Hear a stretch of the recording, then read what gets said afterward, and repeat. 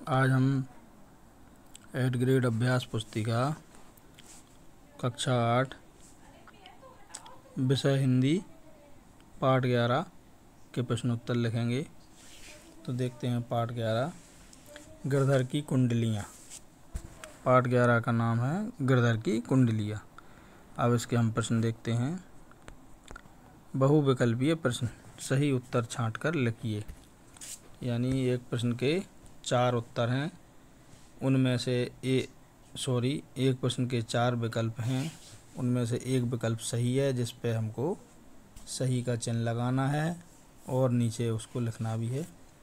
तो आइए देखते हैं पहला प्रश्न क्या है। प्रश्न क्रमांक 1 है, कुंडलिया छंद बनता है। अब इसके विकल्प देखते हैं। ए चौपाई और दोहा से, बी दोहा और रोला से, सी चौपाई और रोला से, डी है रोला और दोहा से। तो इसका सही विकल्प है बी दोहा और रोला से। तो बी वाले विकल्प को आप सही का चिन्ह लगा लें और इसको नीचे लिखना भी है।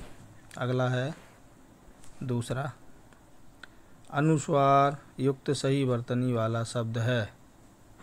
अनुस्वार यानी अम की बिंदी। तो ये ऑप्शन है चांदी, बी है हंसी, सी है हंस, डी है मुंह। तो इसका सही उत्तर है चांदी। ए चांदी पर सही का निशान चिन्ह लगा लें आप। अब अगला देखते हैं तीसरा, व्यवहार में विनम्रता कैसे आती है। इसका उत्तर है ए मीठी वाणी से, बी वाचालता से, सी कठोर वचन से, डी चपलता से। तो इसका सही उत्तर है ए मीठी वाणी से। तो ए वाले विकल्प पे सही का चिन्ह लगा लें। अगला है चौथा, कोयल में कौन सी विशेषता नहीं होती है। विकल्प देखते हैं। ए है मधुर वाणी, बी है काला रंग, सी है कर्कशता, डी है सुहानी। तो इसका सही उत्तर है सी कर्कशता। कोयल में कर्कशता नहीं होती। सी वाले विकल्प पे सही का चिन्ह लगा लें और इसको नीचे लिखना भी है। प्रश्न क्रमांक 5 है, दिए गए छंद के प्रत्येक चरण में मात्राओं की गणना संख्या होगी। जय हनुमान ज्ञान गुण सागर, जय कपीस तिहु लोक उजागर। ये जो छंद है इसमें कितनी मात्राएं हैं ये हमें बताना है। तो ये देखिए आगे भी है, रामदूत अतुलित बलधामा, अंजनी पुत्र पवन सुत नामा। ये पूरे छंद में। तो ये देखिए ए विकल्प देखते हैं। ए है 13-11, बी है 11-13, सी है 16-16 और डी है 24-24। इसका सही उत्तर है सी 16-16। अगला देखते हैं, नीचे दिए गए शब्दों में से उचित शब्द चुनकर रिक्त स्थानों की पूर्ति कीजिए। ये जो शब्द दिए हैं इसमें ये वाले तो इनमें से हमको रिक्त स्थान भरना है इन शब्दों का उपयोग करके। प्रश्न क्रमांक 6 देखते हैं। गिरधर कविराय ने अपनी रचना कुंडलिया छंद में की है। तो इसमें छठे के रिक्त स्थान में कुंडलिया लिख लें। अगला है 7वां, कदम्ब शब्द में प्रयुक्त पंचम वर्ण गिरता है। तो इसमें गिरता लिख लें 7वें रिक्त स्थान में। 8वां है, सपने का बहुवचन रूप सपनों होगा। 8वें के रिक्त स्थान में सपनों लिख लें। 9वां है, गिरधर कविराय ने दौलत को बहता जल कहा है। तो 9वें में रिक्त स्थान में बहता लिख लें। 10वां है, शब्द सुने सब कोय, पद में प्रयुक्त अलंकार उपमा है। 10वें के रिक्त स्थान में उपमा लिख लें। अगला है अति लघु उत्तरीय प्रश्न। प्रश्न क्रमांक 11 है, हमें मीठे वचन क्यों बोलना चाहिए। उत्तर है इसका क्योंकि इससे सामाजिक संबंध अच्छे बनते हैं और लोग हमारे प्रति सम्मान रखते हैं। प्रश्न क्रमांक 12 है, इन शब्दों में उचित स्थान पर अनुनासिक चिन्ह लगाकर सही शब्द बनाइए। ये जैसे चाँद, कुआं, पहुँच, आंचल, नदिया, इन सब में हमें अनुनासिक चिन्ह यानी चंद्रबिंदी लगाना है। तो ये लगा के देखिए आप, शब्द सारे लिखे हुए हैं।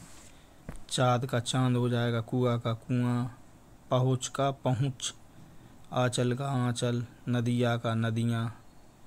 बहुत अंतर आता है इनसे। अगला प्रश्न देखते हैं 13, गुण के गाहक सहस नर पंक्ति का क्या आशय है। तो इसका उत्तर देखिए, गुण के गाहक सहस नर पंक्ति का आशय है कि गुणों की कद्र करने वाले हजारों लोग होते हैं, पर बिना गुणों के किसी को कुछ प्राप्त नहीं होता। अगला है 14वां, कोयल और कौवे का अंतर कैसे पता चलता है। उत्तर है, कोयल और कौवे का अंतर उनकी वाणी से पता चलता है। कोयल की वाणी मधुर होती है, जबकि कौवे की वाणी कर्कश होती है। अगला है 15वां लघु उत्तरीय प्रश्न है, और ये 15वां प्रश्न है, कोयल की प्रशंसा क्यों की जाती है। तो इसका उत्तर है, कोयल की प्रशंसा उसकी मधुर आवाज़ के कारण की जाती है। उसकी बोली मन को भाती है और वह बसंत ऋतु का संदेश वाहक मानी जाती है। अगला प्रश्न क्रमांक 16, कुंडलिया छंद की क्या विशेषता है। तो इसका उत्तर देखिए, कुंडलिया दोहा और रोला के संयोग से बना छंद है। इस छंद के 6 चरण होते हैं, प्रत्येक चरण में 24 मात्राएं होती हैं। अगला प्रश्न देखते हैं 17वां, आपको अचानक बहुत सारा धन मिल जाए तो आप कैसा व्यवहार करेंगे। उत्तर देखते हैं, अगर मुझे अचानक बहुत सारा धन मिल जाए तो मैं अभिमान नहीं करूंगा और इससे समझदारी से खर्च करने की कोशिश करूंगा। मैं इस धन को अच्छे कार्यों में लगाऊंगा और विनम्रता बनाए रखूंगा। अगला प्रश्न 18, आप कौन सी बात को भूलना चाहेंगे जो आपको अच्छी नहीं लगी हो। उत्तर है, मैं उन सभी नकारात्मक घटनाओं को भूलना चाहूँगा जिनसे मेरा मन दुखी हुआ हो या जो मेरे आत्मविश्वास को कमज़ोर करती हों। अगला है अति लघु उत्तरीय यानी बड़े उत्तर इन प्रश्नों के। प्रश्न क्रमांक 11 देखते हैं, गिरधर की कुंडलियाँ लोक व्यवहार में कितनी उपयोगी हैं। उत्तर है इसका, गिरधर की कुंडलियाँ लोक व्यवहार में बहुत उपयोगी हैं, क्योंकि इनमें व्यावहारिक ज्ञान और नैतिक शिक्षा भरी हुई है। यह हमें सही जीवन जीने की प्रेरणा देती है और समाज में बेहतर संबंध स्थापित करने में मदद करती है। अब अगला प्रश्न है 20वां, आप अपने जीवन में किस व्यक्ति से प्रभावित हुए हैं, उनके गुणों के बारे में विस्तार से लिखिए। उत्तर अब इसका,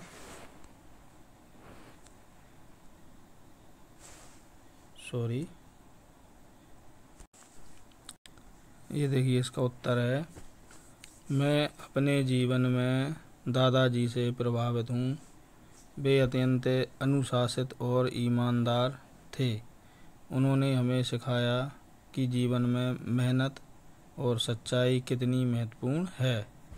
उनकी दया और करुणा ने हमें दूसरों की मदद करने की प्रेरणा दी। उनके सकारात्मक दृष्टिकोण और कठिनाइयों और धैर्य ने हमें हमेशा संघर्ष करने का हौसला दिया। ये पाठ 11 का आखिरी प्रश्न का उत्तर कंप्लीट हुआ। इसी के साथ हमारा ये पाठ 11 यहाँ पर समाप्त होता है। यदि आपको हमारा ये वीडियो अच्छा लगा हो तो हमारे वीडियो को लाइक अवश्य करें और कमेंट सेक्शन में जाके आप अपने महत्वपूर्ण सुझाव भी भेजें। यदि आपको इसी प्रकार के उपयोगी वीडियो देखना चाहते हैं तो हमारे चैनल को सब्सक्राइब करना ना भूलें और हमारे चैनल को अपने दोस्तों के लिए शेयर भी करें। धन्यवाद।